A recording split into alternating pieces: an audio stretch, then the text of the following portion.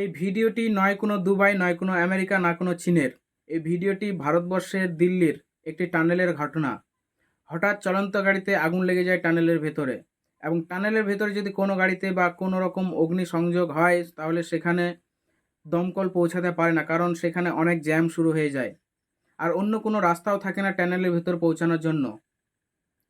তাই মোদিজির তৎপরতায় টানেলের উপরে লাগানো হয় স্মার্ট স্প্রিংকলার। স্মার্ট স্প্রিংকলারের কাজ হলো কৃত্রিম বৃষ্টি শুরু করা।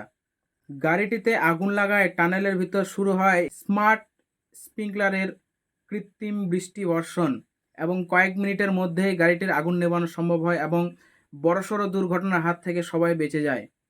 ধন্যবাদ জানাই মোদিজিকে এরকম চিন্তা ভাবনা করার জন্য এবং এই আধুনিক প্রযুক্তিকে কাজে লাগানোর জন্য।